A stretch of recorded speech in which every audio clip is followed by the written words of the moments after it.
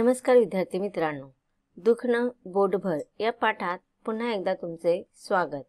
आज आपण बालभारती पाठ्यपुस्तकातील धडा क्रमांक 17 अभ्यासणार आहोत आणि या धड्याचा हा सेशन क्रमांक 3 आहे।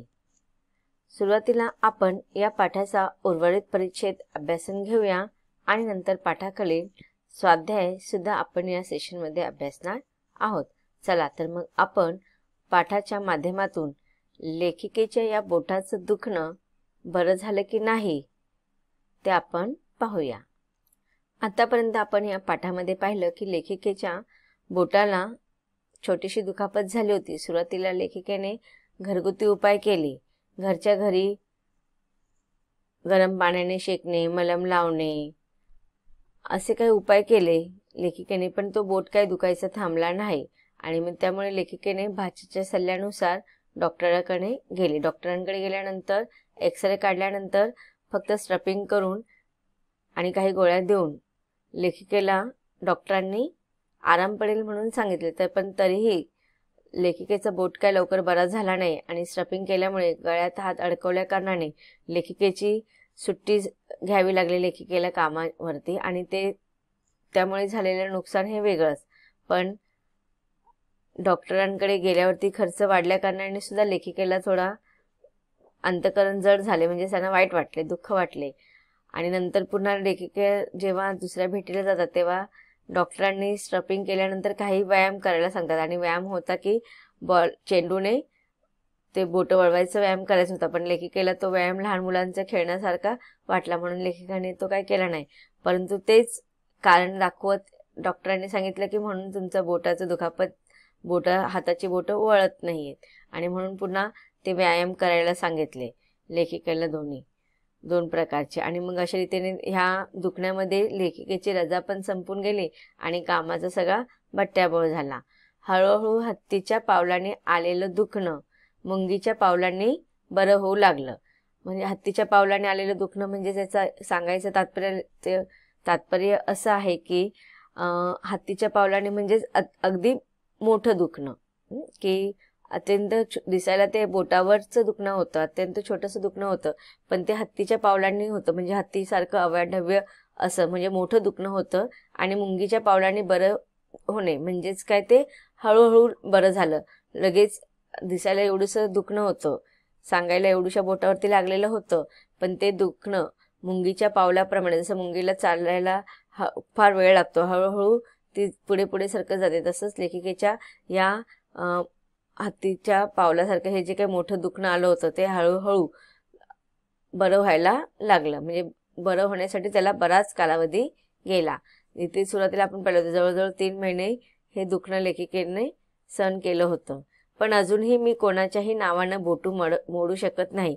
बघा आता लेखिका सांगत आहेत की हळूहळू ते दुखणं बरं झालं, म्हणजे जे काही सळसळत होतं लेखिकेची बोट ते दुखत नाही, त्रास होत नाही, पण अजूनही लेखिका इथे सांगत बघा गमतीशीर विनोद पण केले की बोटं मोडू शकत नाही। म्हणजे बोटांची ती आपण बघा आपल्याला सवय असते की येता जाता आपल्याला बोटं असं आवाज करून आपण मोडत असतो, म्हणजे ते एक शरीराचा एक तो नेहमीप्रमाणे सवय असते आपल्याला आणि ती अनअवधानाने होत असते ती सवय आपली।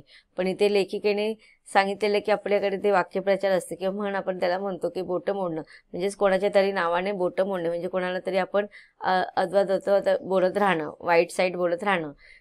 म्हणून लेखिका सांगते की कोणाच्या नावानं मी अजून बोटं मोडू शकत नाही, म्हणजे सांगायचं तात्पर्य आहे की जरी ते दुखणं बरं झालं होतं ते मी बोटांची हालचाल वगैरे करू शकत नाही, राग आला तरी त्वेषाने घट्ट मूठ वळू शकत नाही। आता बघा कधी कधी आपल्याला कोणाचा राग आला तर आपण स्वतःचीच बोटं वगैरे हे करतो किंवा मूठ वगैरे हाताची दाबतो जोराची, तर तसंच लेखिका सांगते की त्वेषाने म्हणजे रागाने, की रागाने अजून सुद्धा मी घट्ट मूठ वळू शकत नाही। बोट आपला हात दाखवत राहतच, आपल्याकडे प्रभाते करदर्शनम करण्याची प्रथा का पडली असावी हे समजून चुकलं आहे आणि आता बोटाचं महत्त्वही समजले आहे। बघा आपण कधी कधी काय करतो, आपल्या शरीराच्या अवयवांकडे नेहमी दुर्लक्ष करत असतो, जेव्हा ते व्यवस्थित असतं त्यावेळेस आपल्याला त्याची किंमत कळत नाही, पण या शरीराच्या छोट्या छोट्या अवयवांना की छोट्या छोट्या ठिकाणी जेव्हा काही दुखापत होतं आणि त्यामुळे आपल्याला त्या शरीराच्या अवयवाची अवयवाचं महत्त्व कळतं. तर इथे लेखिकेने आपल्याला हेच महत्त्व या पाठाच्या माध्यमातून सांगितलेलं आहे की बोटा जरी दिसायला ते लहान असलं पण ह्या बोटामुळेच आपल्या ह्या बोटाने आपण अशी बरीचशी कामं करत असतात. त्या कामामुळे आपल्याला जाणवत नाही ते महत्त्व. पण जेव्हा ते बोट दुखायला लागलं तर लिहिण्यापासून ते वस्तू पकडण्यापासून अनेक अशा छोट्या मोठ्या गोष्टी असतात की त्या आपण दैनंदिन जीवनामध्ये नाही करू शकत. तर तसंच इथे आता लेखिका सांगत आहेत की प्रभाते कर दर्शनम करण्याची प्रथा आपल्याकडे का पडली असेल की सकाळी लवकर उठून बघा आपल्याला हात पाहायला सांगितलं जातं. म्हणजेच आपण हातांचं काय करतो, स्वतः हातांची जोपासना करायला सांगितली जाते. आपण काय करतो, दोन्ही हात जोडतो आणि देवाला प्रार्थना करतो. प्रभाते कर दर्शनम म्हणजेच आपण लक्ष्मी पण आणि सरस्वती पण आपल्या हातामध्येच आहे असं जाणून आपण सकाळी आपल्या हातामध्ये असलेले लक्ष्मी आणि सरस्वतीचं दर्शन घेतो. म्हणजेच आपण हाताची काळजी घेतो. आणि अशा रीतीने लेखिकेने सांगितलेले आहे की ही आपल्या भारतीय संस्कृतीमध्ये प्रभाते कर दर्शनम ही प्रार्थना बोलण्याची किंवा ही श्लोक बोलण्याची प्रथा का पडली असावे हे आता मला समजलेलं आहे. आणि त्याचबरोबर मला ह्या छोट्याशा बोटाचं महत्त्व सुद्धा चांगल्या प्रकारे समजलेलं आहे. तर अशा रीतीने हा पाठ इथे संपत आहे. या पाठामध्ये लेखकाने अत्यंत मजेशीर रीतीने विविध शाब्दिक शब्दांचा वापर करून, वाक्यप्रचार किंवा म्हणींचा वापर करून शरीराच्या अवयवांचं म्हणजेच हात आणि बोट ह्या अवयवांचं गमतीशीररित्या मजेशीररित्या वर्णन केलेलं आहे. आता आपण ह्या पाठाखालील स्वाध्याय अभ्यासून घेऊया. विद्यार्थी मित्रांनो, चला तर आता आपण पाठाखालील स्वाध्याय अभ्यासून घेऊया. प्रश्न क्रमांक 1, 4-5 वाक्यात उत्तरे लिहा. लेखिकेच्या बोटाला दुखापत कशी झाली? दुखापत झाल्यावर लेखिकेने काय केले? ह्या प्रश्नाचं उत्तर आहे की एकदा कडक गूळ बत्त्याने ठेचताना बत्त्याचा एक घाव चुकून लेखिकेच्या उजव्या हाताच्या बोटावर पडला. लेखिकेला दुखापत झाली. घाव बसल्यावर वेदना होताच लेखिकेने ते बोट तोंडात घातले. नंतर ठसठसणाऱ्या बोटाला मलम लावले. ते गरम पाण्याने शेकले. बोट फुगल्यावर त्यावर तेल मालिश केले. पुढचा प्रश्न आता आपण पाहणार आहोत. ठसठसणाऱ्या बोटाचे वर्णन लेखिकेने कसे केले आहे? उत्तर आहे लेखिकेने ठसठसणाऱ्या बोटावर मलम लावले पण ते कामासाठी मुळीच वळले नाही. लेखिकेने दुर्लक्ष केल्याने बोटाला राग आला असणार. ते बोट माने माणसासारखे ताटले. त्याचा ताठा कमी व्हावा म्हणून गरम पाण्याने लेखिकेने शेकले. तर त्याने मोडेन पण वाकणार नाही हा मराठी बाणा दाखवला. ते रागाने हुप्प होऊन फुगून बसले. बोटाला लागल्यामुळे लेखिकेच्या कामावर काय परिणाम झाला? उत्तर डॉक्टरांनी लेखिकेच्या दुखऱ्या बोटावर स्ट्रपिंग करून हात गळ्यात अडकवला. त्यामुळे त्या अवस्थेत कामावर न जाता लेखिकेला रजा टाकून घरी बसावे लागले. उजवा हात जायबंदी झाल्यामुळे डाव्या हाताने विंचरणे, पकडणे, ढवळणे, शिवणे, लिहिणे ही कामे जमत नव्हती. अशा प्रकारे बोटाला लागल्यामुळे लेखिकेच्या कामावर परिणाम झाला. आता पाहूया पुढचा प्रश्न. प्रश्न क्रमांक 2, का ते लिहा. लेखिकेला कपाळाला हात लावण्याची वेळ आली. उत्तर दुखऱ्या बोटावर 3 महिने झालेला खर्च, गेलेला वेळ व वायफळ चर्चा यामुळे लेखिकेला हात लावण्याची वेळ, कपाळाला हात लावायची वेळ आली. पुढचा प्रश्न आहे लेखिका डॉक्टरकडे जाण्यास तयार झाली.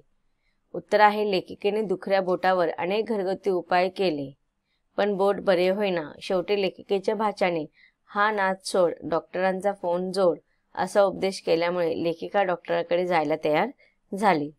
पुढचा प्रश्न आहे दवाखान्यात गेल्यावर लेखिकेच्या पोटात गोळा आला. उत्तर आहे दवाखान्यात कुणाचा पाय प्लास्टरमध्ये, कुणी कोबड्याधारे, कोणाचा हात गळ्यात ही भयानक दृश्य लेखिकेने पाहिल्यामुळे लेखिकेच्या पोटात गोळा आला. पुढचा प्रश्न आहे दवाखान्यातून लेखिका जड अंतकरणाने घरी परतली. उत्तर आहे डॉक्टरने लेखिकेच्या दुखऱ्या बोटावर स्ट्रपिंग केले.